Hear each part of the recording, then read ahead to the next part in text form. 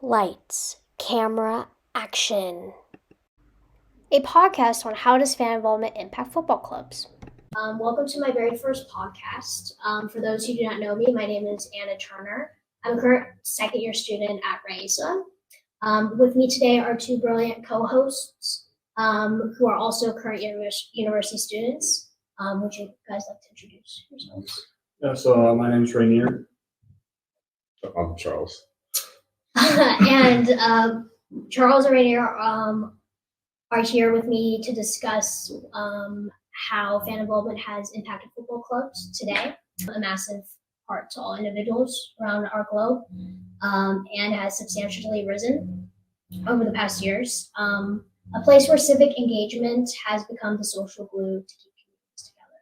So my very first question for you guys is, how do you interpret fan inclusion within football clubs? Is it more a positive viewpoint for you guys, or a negative, or is it a? I feel like it's definitely positive.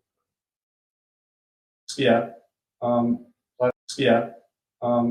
I think fan inclusion is like what it is for me is like fans being directly involved in clubs, and that's more than just going to games or buying memorabilia and stuff. It's like actually making decisions on players or coaches or the finances about it. And I think it is a positive when it is done, but it's just not done a lot. Like so in the Bundesliga, they have the rule where 50% of the clubs have to be owned by fans, or not owned, but like controlled by fans, like 50% of their boards or decisions. And a lot of these teams have been turned into companies as opposed to just a team and a club that people support. So they don't want randoms who are just fans to be involved in how they spend their money. How are you, Charles? Yeah, same thing. But mostly now like a business model almost. Business They're just trying model. to focus on making the most amount of money and not really listening to how the fans want to interact with the teams.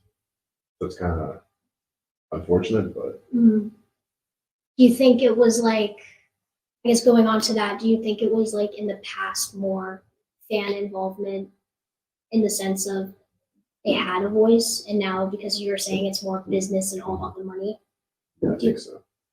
that's a huge gap. It's huge. Like the difference from like the back. Yeah, I mean, just like historically, from my little bit of research on the back, research and knowledge, just like when the football clubs were first created, it was created by the players and the fans that wanted to have them.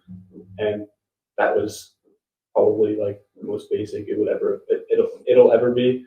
And ever since then, it just kind of evolved into more. The most expensive teams win. They have people with those money. The richest owners win now. Teams that have $1 billion squads and stuff like that. It's very little to do with fans now. As the fans are kind of just there to watch and cheer them on. Exactly.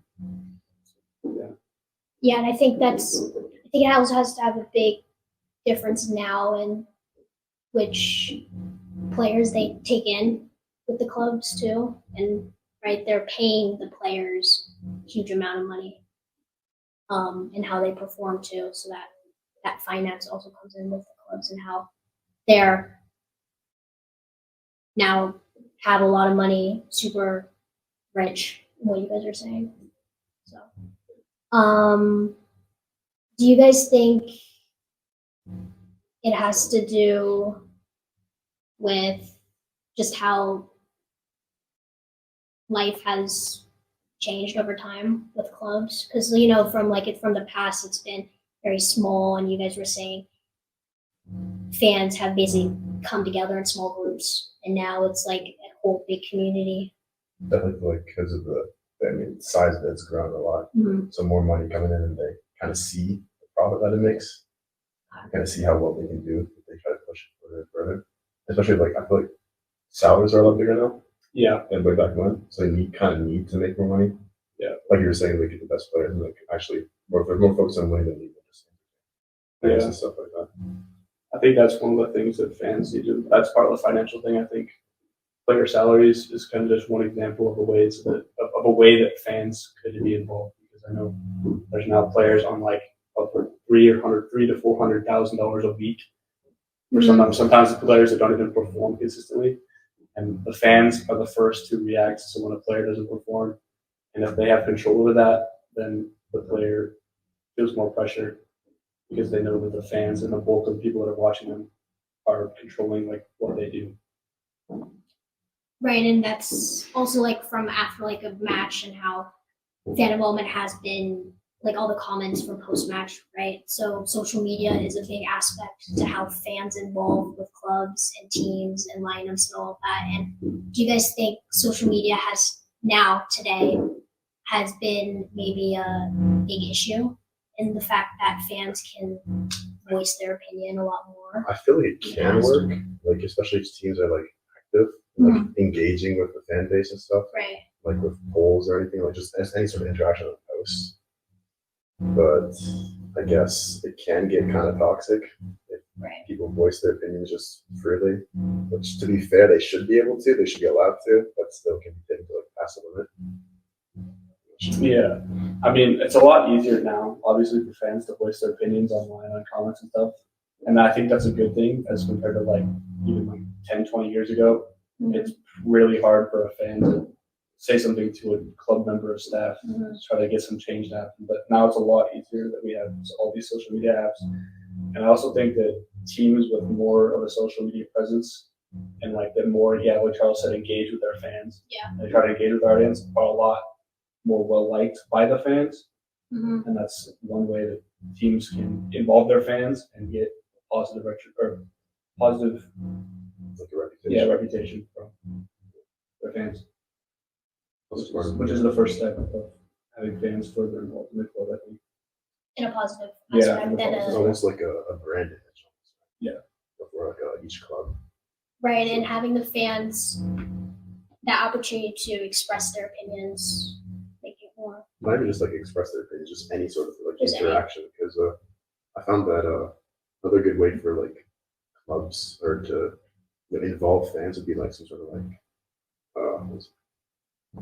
it was fan events and stuff, like getting people in to at games or like even like stores and stuff to get them more involved, get them more excited, get hype up some matches and stuff like that. Were pretty important ways to involve fans and pretty effective too. Having a good like fan base and having like a good reputation, like you're saying, can easily help even with like the business side of stuff.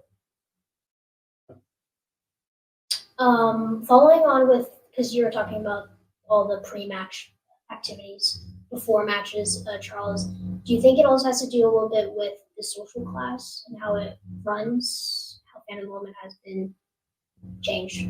I feel like it depends on like the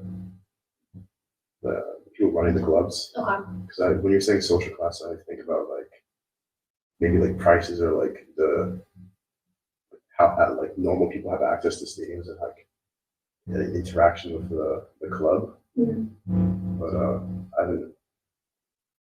I kind of wrote something about that. I just said like social class is a pretty large part because some things are now so expensive that it's kind of weeded out the lower class. It's now sometimes like the most basic ticket price for a match at a high level is in like 50, 60 pounds. And some people who just have 9 to 5 day jobs, they can't always afford that. Right. If they want to. On top of that, they always want to buy the new kits, the new ball, like any piece of memorabilia that's always being sold by clubs, and they just can't afford it. I think it might be an indirect way for clubs to like get more input from the fans that have more money, as opposed to most of them that just can't afford and can't go to every game, which is a partial social class issue. Right, with the payment of the tickets. Yeah. And it also depends on if you're going in a big group to support your designated club, right? If it's been like a tradition in the past and now you're taking your kids to the matches and now how depending on when you purchase the ticket and also if you're a season member orders too. Because that also has a price range, no matter who you're really supporting. It's all just gotten a lot more expensive, and Yeah. it's a problem at this point. A lot of places.